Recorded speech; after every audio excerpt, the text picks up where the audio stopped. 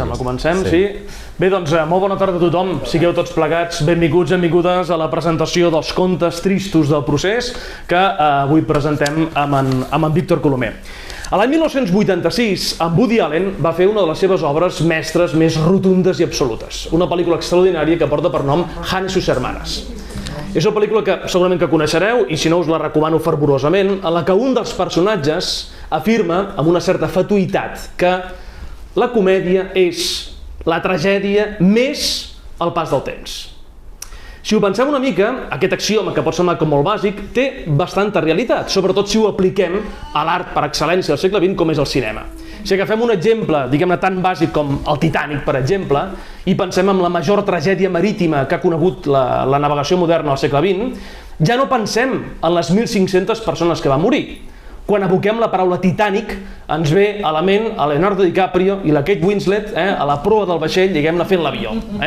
Això és un exemple més o menys del que és això, del que és la comèdia, la tragèdia més el pas del temps.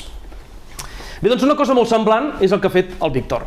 El Víctor ha agafat un fet, diguem-ne, dramàtic, que va colpir a bona part de la societat catalana, per bé o per mal, i no poder esperar massa el pas del temps, sinó que d'aquí n'ha sortit una reflexió. Reflexió que no és només, diguem-ne, política, que també, sinó també és una reflexió sobretot cultural, amb innegables referents literaris, òbviament, que és la base, però també cinematogràfics i de la cultura popular. La base, com bé sabeu, és el procés, de la qual, evidentment, no cal que puguem dir una sola paraula, perquè tothom ja coneix com va anar tot plegat. Però tenint en compte que s'han publicat des de fa prop de 10 anys innombrables llibres de reflexió política, també de primera mà dels testimonis que la van viure, dels polítics que la van també experimentar i d'alguns dels ciutadans que d'alguna manera o altra també la van patir, el fet que tinguem ara un llibre que aporta una visió tan diferent, però a la vegada també tan enriquidora, doncs aporta sens dubte una alenada d'aire fresc a un tema, a un procés que possiblement ja feia una certa pudor de resclosit. Avui parlem de contes tristos del procés.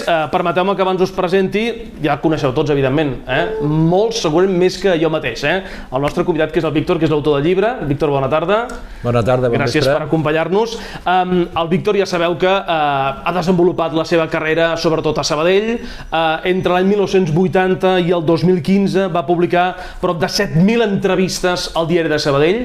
Sempre hi buscava algun element, diguem-ne, de sabadellenquisme, és igual la circumstància vital, econòmica, professional, però d'alguna manera o altra sempre hi havia algun element sabadellenc. Per això em va sorprendre que tu no fossis de Sabadell. Va ser una cosa que em va xocar. De fet, no diré que és el que em va sorprendre el llibre, però quan vaig veure aquí, nascut a Barcelona, dic, on dia? Hi ha un traïdor entre nosaltres. Em va enviar un WhatsApp desesperat fa 3 o 4 dies dient, però Víctor, tu no has nascut a Sabadell. I vaig dir, no ho sento. És més, els barcelonins sempre em podran dir, què dice tu DNI? Doncs mi DNI dice que he nascut a Barcelona. És més, la meva mare era molt de Barcelona. Jo vaig atribuir més, diguem-ne, a una concessió, diguem-ne, que no quedi que som de Sabadell, que tenim un cert aire provincià, que no pas de dir... Bé, en qualsevol cas, no és la teva primera experiència literària. De fet, a l'any 2012 va presentar Sabadell Imaginari, a l'any 2015 el Llibre de les Meravelles, uns enginyosos calendaris de fotomuntatges de cinema clàssic, fa un parell d'anys un llibre molt interessant, El cazador de los espíritus, d'un exorcista, Antonio Jiménez, però en el fons aquesta no deixa de ser una mica la teva primera obra literària 100%, no? Absolutament, és la primera.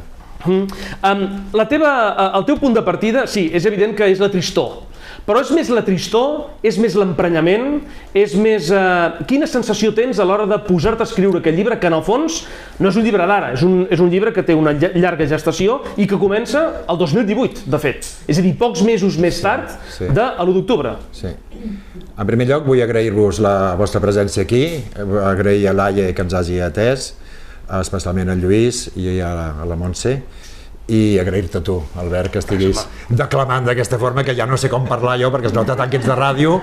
Ell, us el presento, està a RAC1, cada diumenge de 7:45 parla amb el Xavi Bundó, i té un programa que es diu, una secció del programa Via Lliure del Xavi Bundó, es diu El Basar de les Sorpreses, i ho porta ell. Us el recomano, que us deveu una mica d'hora els diumenges al matí per escoltar-lo amb ell.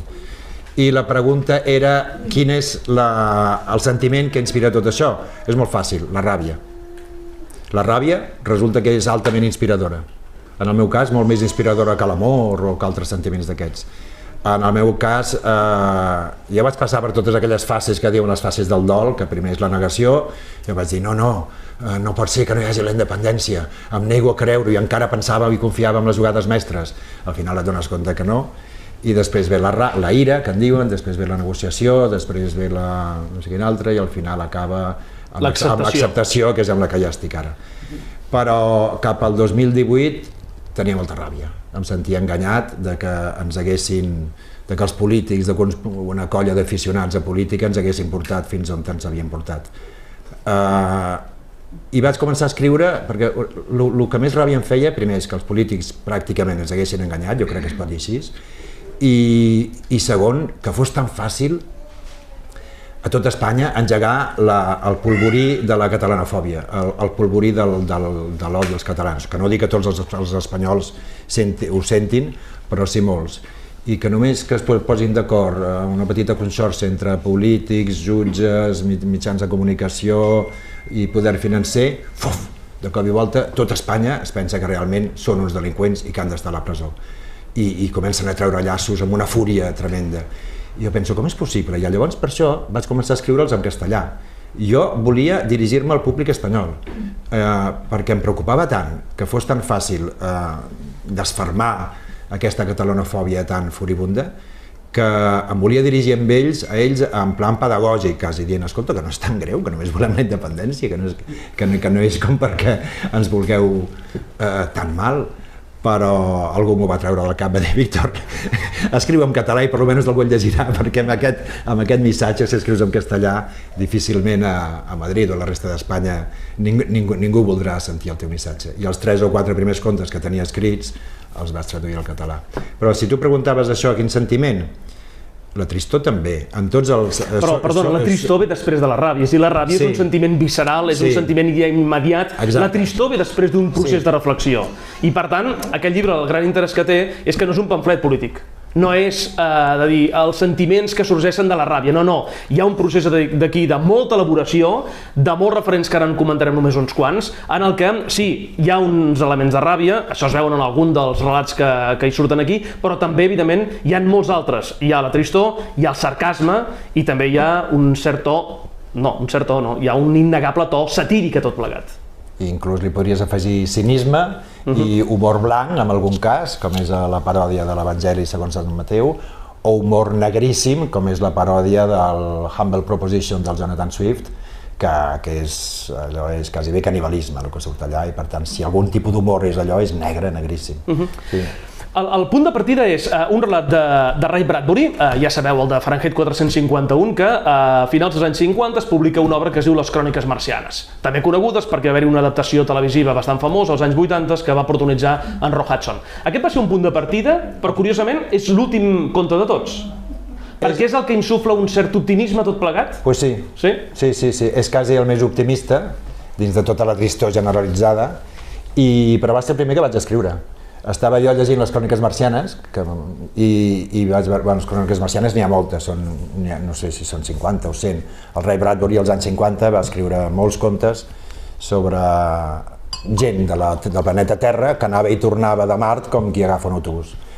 I un dels contes està ubicat a Arizona, Texas, tots aquests estats del sud dels Estats Units. I són tots els negres que de cop i volta no es rebel·len, ni es revolucionen, ni res, simplement agafen un coet, tots agafen molts coets i se'n van a Mart i deixen els Estats Units sense negres, de cop i volta. I jo dic, hòstia, el Ray Bradbury, què m'es passa? Vaya història, em va agradar molt el tema i em vaig posar a l'ordinador amb les Cròniques Marcianes al costat, aviam si funcionaria allò canviant negres per catalans. I sí, després evidentment això és només el principi, després passen altres coses que no passen amb el Ray Bradbury. Però bueno, tots els contes estan inspirats en algun autor de la literatura, algun autor clàssic de la literatura, i aquest és el Ray Bradbury. Ho volia fer al principi tot de ciència-ficció, però m'haig donat compte que era limitar-me massa, després ho vaig obrir a la fantasia i després ja ho vas obrir fins i tot als zombis. Si encara no heu llegit el llibre, cosa que evidentment doncs, són uns deures inexcusables que heu de fer en un termini relativament diguem-ne ben aviat, el llibre és això, són uns quants contes, 13 contes concretament, que tenen un paral·lelisme amb una obra clàssica, algunes extremadament conegudes, La Metamorfosi, per entendre'ns, de Kafka, que és la que obre el llibre, d'altres possiblement no ho són tant, o no són massa reconeixibles, i a partir d'aquesta obra, diguem-ne clàssica, òbviament sense cap mena de relació amb el procés que hi ha hagut, doncs tu estableixes un paral·lelisme introduint alguns elements d'algun episodi, d'alguns personatges, d'alguns elements d'aquest procés que han viscut i posant-los o insertant-los en aquesta adaptació nova. La pregunta és, primer què era? Trobaves una obra clàssica i llavors deies a veure com ho puc encarir aquí perquè t'agradava, perquè t'interessava, el cas de La Metamorfosi, o era l'inrevés llavors? No. I jo tinc moltes obres, molts referents literaris al cap. I un cop vaig començar amb les Cròniques Marcianes i després amb La Metamorfosi, ja el cap et comença a funcionar amb aquest xip. I vas pensant en obres clàssiques. I algunes les descartes, perquè no veus manera possible de fer la versió processista d'aquella obra clàssica, i unes altres ho proves i comences a escriure i veus que no surt, o comences a presentar a fer un esquema i veus que no surt. Però no sé dir-te què és primer i què és segon. Per exemple, el de La Naranja Mecànica estava claríssim quan els jutges van començar a dir que el Jordi Cuixart s'havia d'empenedir d'haver dit ho tornarem a fer, i que fins i tot havia de fer un curset, que ho van arribar a dir, havia de fer un curset de rehabilitació perquè no s'empenedia. Això em va portar directament a La Naranja Mecànica, al Malcolm McDowell, allà amb aquells ulls oberts i aquella teràpia d'electroxocs que li fan, i vaig pensar si és el mateix. O sigui, en aquella pel·lícula del Kubrick, que està basada en una novel·la de la literatura clàssica del Burgess, del que es tracta és de que un delinqüent comú comenci a ser un bon ciutadà, que és exactament el mateix que estic llegint jo en el titular d'avui del diari. Llavors, quan casen dues coses d'aquesta manera, t'hi has de posar a la força. De fet, el poder judicial surt representat en algunes ocasions aquí al llibre i no surt massa galdós el paper que han fet els jutges. Fins i tot en algun rat, diguem-ne, que és dels més contundents, que és El preu de la veritat, on et bases en el llibre de Hannah Arendt. Hannah Arendt va ser una escriptora que va publicar un llibre que es deia Eichmann a Jerusalem. Eichmann va ser, ja sabeu, que va ser un dels nazis, diguem-ne, més perseguits després de la postguerra. Les forces, diguem-ne, jueves, diguem-ne, el van acabar detenint, el van portar, crec recordar, a Israel, allà el van jutjar i el van executar, no? Però es parla de la banalització del mal, és a dir, el llibre era sobre la banalització del mal. I fas una correlació entre la banalització del mal, diguem-ne, d'Eichmann, també amb la banalització, diguem-ne, del mal d'alguns jutges que hi ha hagut amb tot això. És a dir, en el sentit de que, en el fons, els botxins han estat cooperadors necessaris perquè han sigut víctimes de la tradició, d'una tradició, diguem-ne, que arrenca, diguem-ne, de fa molts anys, en lloc de seguir, diguem-ne, els dictats de la llei, no? És que a mi em sorprèn que els jutges no tinguin en compte en absolut el que pugui dir després a Europa. Sembla que la seva voluntat de castigar sigui superior a tot. Si s'ha de retorçar la llei, la retorcen fins al final. I en aquest cas està clar que, com a mínim, els Jordis no es mereixen 11 anys i mig de presó, i els altres segurament tampoc. Però sembla que els importi tres pitos, o sigui que el que volen és, sobretot, castigar, en aquest cas. Però sobre la banalització del mal, l'interessant és que la protagonista, que es diu Anna Aguilar, perquè Hannah Arendt era la jueva que vivia als Estats Units, filla de represaliats a Mauthausen, i ella era filòsofa política, i ella deia unes coses que no agradaven als jueus, que no agradaven, i tampoc agradaven als filòsofs d'Occident. Deia unes coses que no agradaven a ningú. I això és el que li passa també a aquesta senyora, que també és professora universitària de filosofia política, que es diu Aguilar, Anna Aguilar, perquè Arendt en holandès vol dir àguila, i diu coses com, vaja, fot canya als catalans. Sent ella molt catalana, fot canya als catalans, els diu, però com us heu deixat enganyar d'aquesta manera? Perquè han estat cooperadors, en certa manera, de la repressió, també. Han estat cooperadors, i a més diu, com deia, la Hannah Arendt deia, els nazis tampoc eren gent dolenta. Els nazis obeïen ordres del que tingués a dalt, i com que són tan disciplinats, si el que tenia a dalt li deia agafa una pistola i clava-li un tret a aquest jueu, doncs ells ho feien banalitzant el mal, o sigui, sense cap remordiment, no se'n penedien en absolut. I llavors la Hannah Arendt catalana, que és la meva Anna Aguilar, doncs va figurar que va a Madrid, que entra en el judici, veu com el Marchena imparteix justícia a la seva manera, i comença a elaborar una teoria, i ja és molt fàcil establir paral·lelismes entre la Hannah Arendt i la Anna Aguilar. Hi ha relats, per això, no tot és tan transcendent, perquè ara sembla que ens hem posat com molt dramàtics, aquest és el més transcendent, però potser que és molt contundent, aquest. I aquest és el que no té ni mica d'humor, jo crec. Jo crec que no té no, gens d'humor. I la pobra senyora acaba malament, perquè acaba sense ser estimada ni pels seus amics catalans, ni pels seus amics espanyols, ni per ningú. Acaba sola, per això és el títol El preu de la veritat, perquè ella diu la seva veritat i resulta que es queda sola.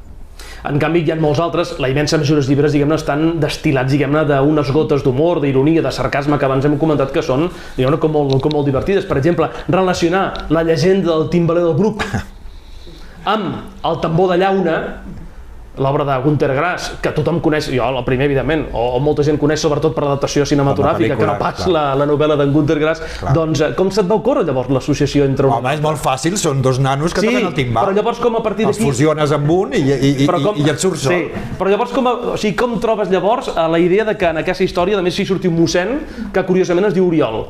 I que tothom ràpidament identificarà, perquè aquest mossèn que es diu Oriol els hi diu el sometent de Santpedor que no se'n vagin a lluitar contra els francesos, que dialoguin, que creïn una taula de negociació, però el sometent de Santpedor amb la barretina i el trabuc ullant no estan per aquestes monsergues i no li fan cap cas.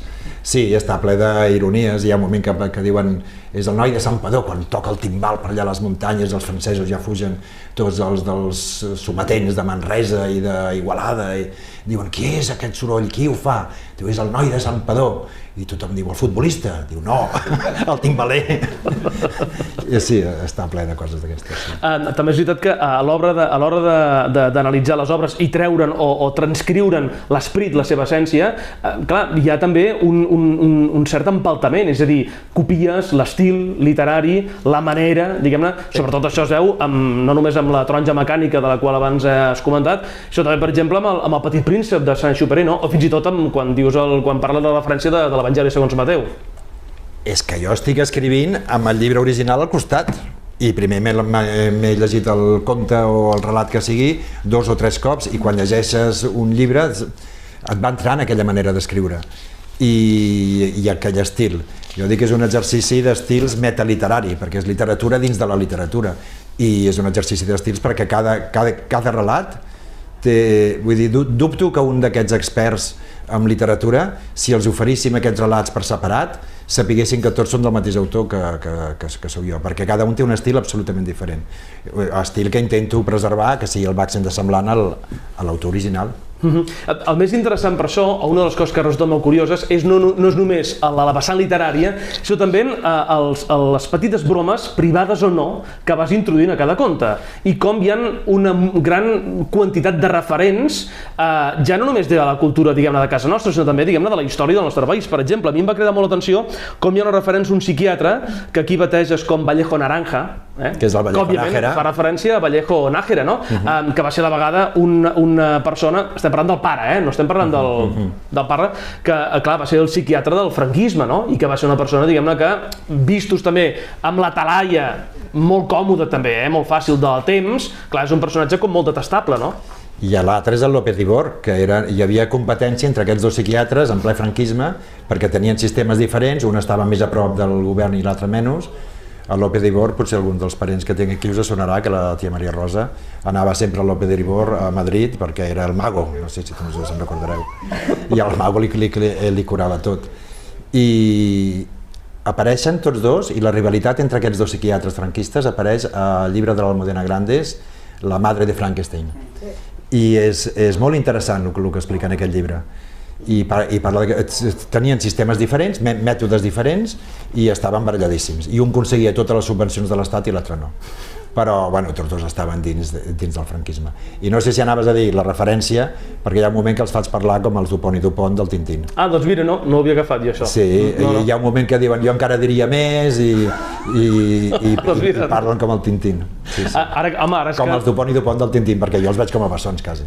Ara que has mencionat el Tintín, també hi ha una altra referència claríssima a l'il·lustre, diguem-ne, personatge d'Hergé, que és quan hi ha una referència claríssima a una soprano, que òbviament fa referència al nostre rossinyol milanès, no? I que canta l'ària de les joies del Faust de Gounod. Totes aquestes, diguem-ne... Això és perquè en la versió original, en la pel·lícula ho recordaràs, el protagonista, que està allà amb els ulls oberts, que no li deixen tancar els ulls i que li fan aquesta teràpia d'electroxocs, de cop i volta li posen música de Beethoven. I ell diu, no, sisplau, això no m'ho feu, odiaré a qui sigui, estimaré a qui vulgueu, però sisplau no em feu, perquè amb cada Beethoven, que a ell li agradava molt el Beethoven, li apliquen una descàrrega elèctrica i llavors fan que ell, mica en mica, vagi avorrint el Beethoven. No em toqueu el Ludwig van és el meu heroi, Ludwig van és el que m'ha donat la vida. I aquí fas el mateix amb el protagonista, sent el mateix amb la Montserrat Cavaller, i també li fan teràpia de xocs amb la Montserrat Cavaller i li fan odiar la Montserrat Cavaller. De fet, la taronja mecànica... Tot plegat és una anada d'olla, Una anada d'olla immensa. No, home, però de fet la taronja mecànica és evident que és una obra que tot va impactar molt en el seu moment, perquè també, crec que és la metamorfosi, hi ha una altra referència. El primer relat, parles de quan estan esbatussant no sé qui i hi ha el Singing in the Rain, no? El Cantado bajo la lluvia, no? Que també, evidentment, és de la pel·lícula d'en Kubrick, no? Evidentment. Però saps que no em vaig donar compte fins al cap de molt temps? Quan corregia les galerades dic, ostres, però sí que hi ha dues referències de la mateixa pel·lícula. És una pel·lícula que m'ha impressionat molt, sí.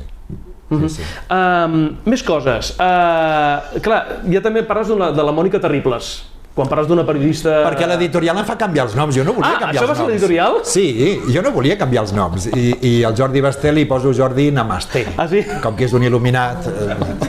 Però sobretot el Jordi Cussart de l'obra aquesta de la Naranja Mecànica els hi feia molta por l'editorial que algú em denunciés o es querellés contra mi, tot i que jo no posava mai que es deia Jordi Cussart, jo només deia que era un... Però bueno, sí que semblava que després era el director de l'Òmnium i això m'ho van fer treure, perquè no és que tinguessin tanta por, perquè jo els hi deia, però escolta, si al Polònia surten els noms reals dels polítics i se n'enriuen molt d'ells, molt més que jo, i ningú els hi posa querelles. Diu, bueno, no és tanta la por que tenim de que ens posin una demanda, sinó la por de que algun que se senti al·ludit, que sigui molt famós, faci un Twitter, que sigui viral, i ja no haurem vengut més llibres.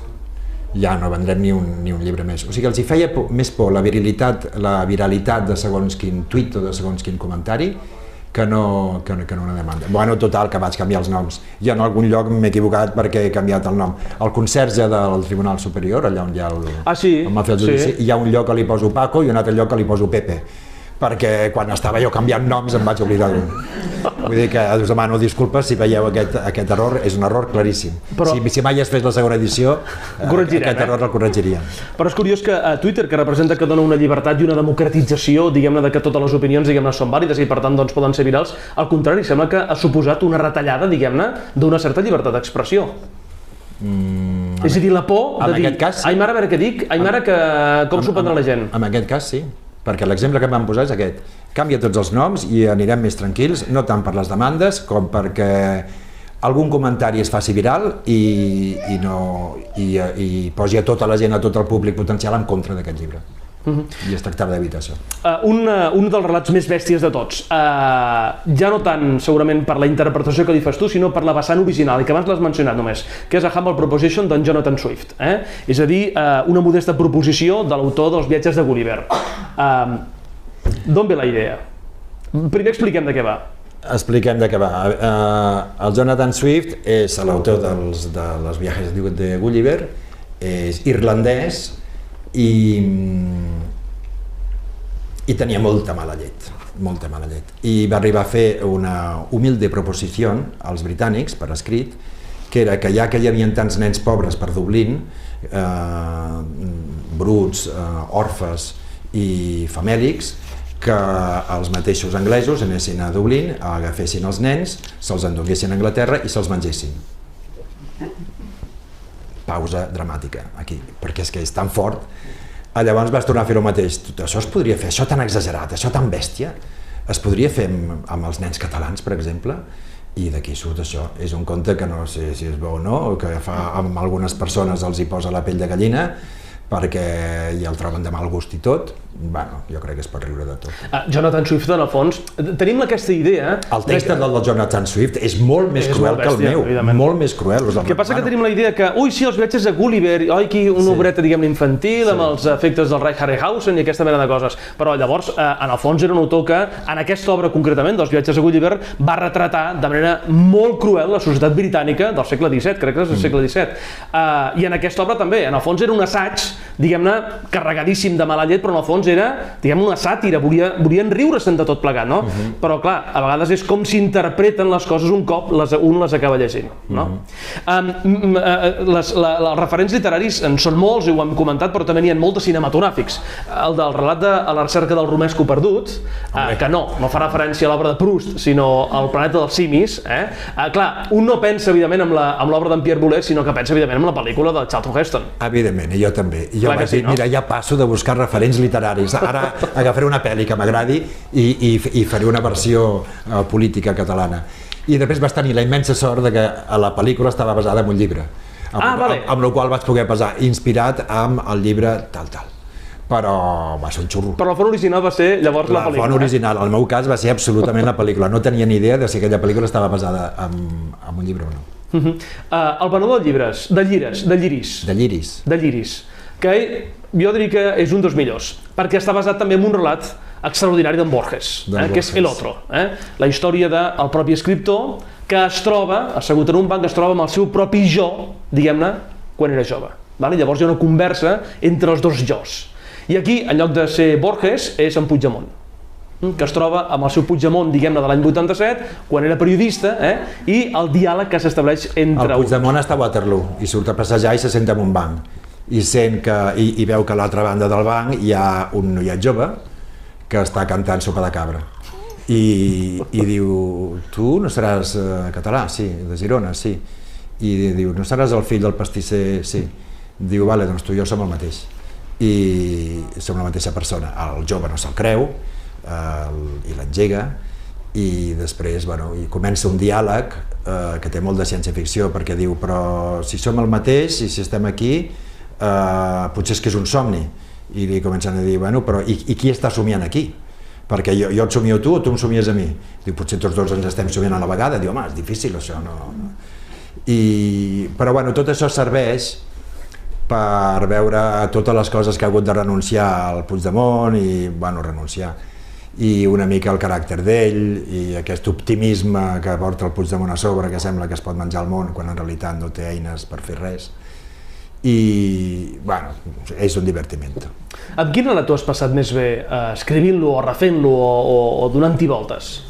Amb la Naranja Mecànica molt, perquè he hagut de buscar perquè el protagonista de la Naranja Mecànica, no sé si recordeu la pel·li, però parla amb un argot molt especial. En comptes de dir veure, diu videar, en comptes de dir mans, diu ruques. I llavors vaig a buscar, aviam si existia la versió catalana, i existeix. Ah, sí?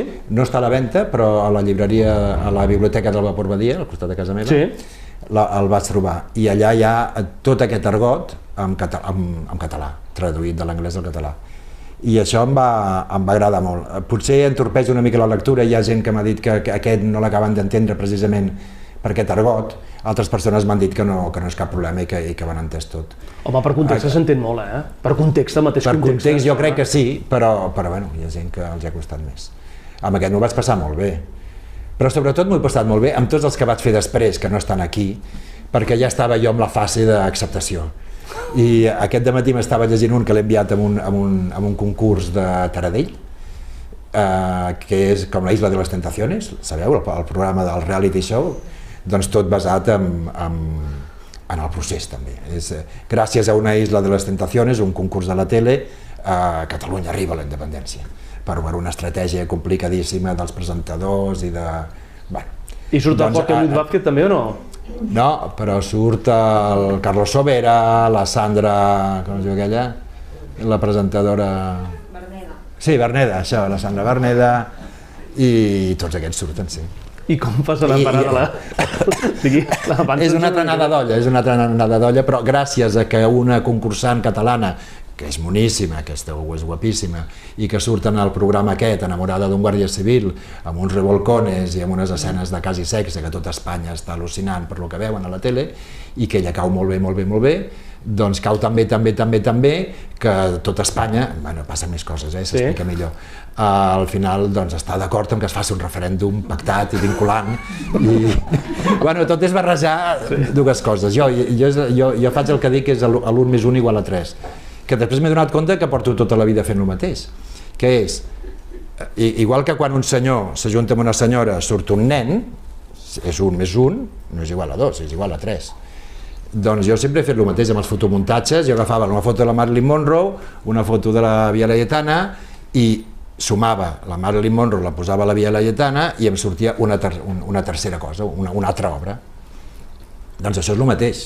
Jo agafo una història de literatura clàssica, l'ajunto amb el Puigdemont i el Junqueras i que faci falta, 1 més 1 igual a 3. Vull dir que jo, i amb les entrevistes que feia el diari Sabadell feia el mateix. Si jo m'enterava que a Nicaragua hi havia... El Quim no sabrà això. El Quim era company meu al diari Sabadell. Que a Nicaragua hi havia hagut un terratrèmol, jo buscava per les agències de viatge, aviam si hi havia algun sabadellenc a Nicaragua, i si el trobava li feia una entrevista per telèfon i m'enviava la foto com podia. I si no hi havia internet, la seva família em passava la foto. I era el mateix, una notícia diària, actual, més un sabadellenc, més una entrevista meva. Vull dir, em sembla que tota la vida he estat fent el mateix. Copiant d'aquí, copiant d'allà i fent una altra cosa que és més o menys meva. No se sap ben bé si és meva o què. Home, en el fons el periodista és això, no? La labor del periodista és agafar la realitat, interpretar-la, per entendre'ns, i donar-la a conèixer. Amb una altra vessant, òbviament, perquè el periodisme no és objectiu, ja ho sabem. Ara no entraríem en temes d'aquest. En teoria, el periodista no ha d'interpretar tant, ha de reflectir exactament i amb objectivitat. El qual és impossible. T'han quedat comptes al tinter? O sigui, ara ens expliques aquest de la Isla de les Tentaciones, que, home, va una venda a la segona edició... És que el que m'interessaria és que es vengués molt aquest llibre, perquè així a Pagès Editors dirien, home, els llibres del Víctor es venen, perquè en tinc com 20 més sobre la mateixa temàtica, però esclar, si esperem molt, ja del procés està tothom fins aquí. I ja no se'n pot parlar més, ja tothom està cansat. Però si aquest es vengués molt, a l'altre llibre, que ja està maquetat i tot, bueno, m'ha quedat per mi, No, en el sentit que ja tens 20 relats més fets, ja. Sí. Un dia? No sé si són 20, però entre 15 i 20 segurs. 13 no? No, 13, també, vaya número vaig triar, però va sortir així.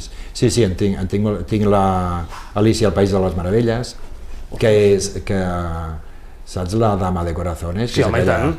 Que diu, que corten la cabeza.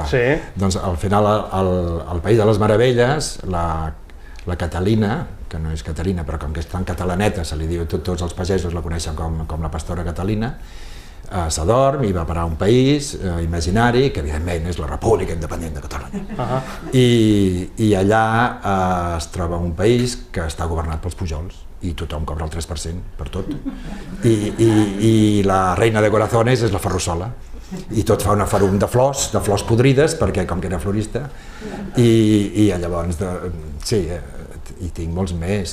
Tinc el Camarote de los Hermanos Marx, en versió aquí no hi ha cap versió, no hi ha cap precedent literari aquí, No, és que amb el segon ja passo. Val. És que m'encotilla molt això. No buscaves la legitimitat literària per dir que això ve d'un llibre, Al principi sí, però al final ja, si la referència cinematogràfica, pura i exclusivament cinematogràfica, també el tiro endavant.